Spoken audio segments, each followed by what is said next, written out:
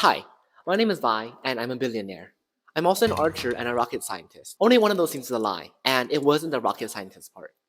I'm the lead engineer on our American Rocketry Challenge team. I'll let my teammate Jaden tell you more about that. Hey, I'm Jaden, and I'm the manufacturing specialist for our team. The American Rocketry Challenge is the world's largest student rocket contest where teams must design, build, and launch a rocket carrying one raw egg 850 feet into the air and return it to Earth with the egg uncracked all within 42 to 45 seconds.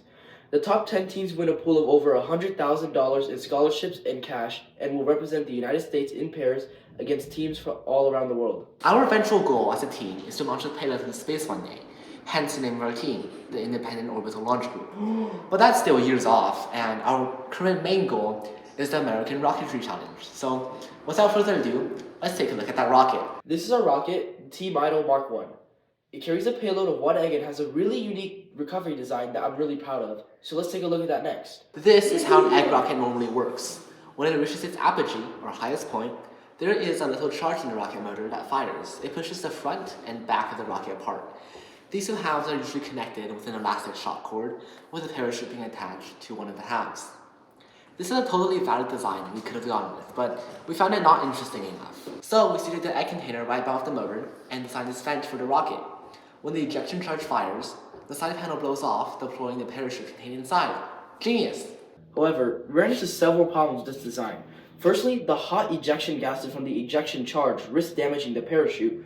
And secondly, we had no consistent way of making sure the vent cover opened as soon as the ejection charge went off, while staying closed in flight. We came up with a few solutions, but this is the one we settled on. For the exhaust gas problem, we simply wrapped the parachute in some flameproof paper. It fell off after deployment and protects the parachute very well. As for the vent cover problem, we used Scotch tape. No, seriously, we used this. We poked holes in it at a specific pattern that minimizes air leakage as well as force needed to break the connection. We ran some pre-launch static fire tests that worked great. It proved to us our idea has merit and gave us confidence to continue. So we have continuity. 5, 4, 3, 2, 1. Lowest resistance. Ignition. Here we go.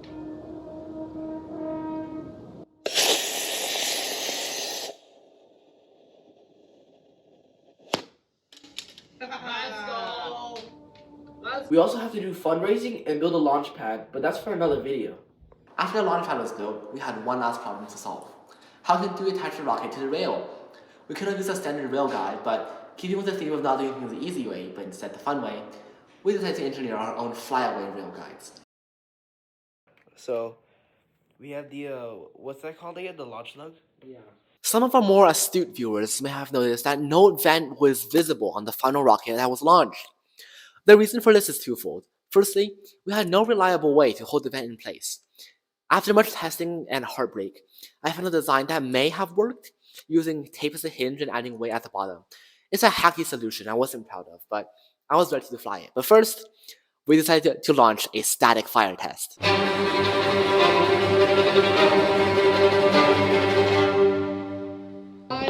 4, 3, 2, 1.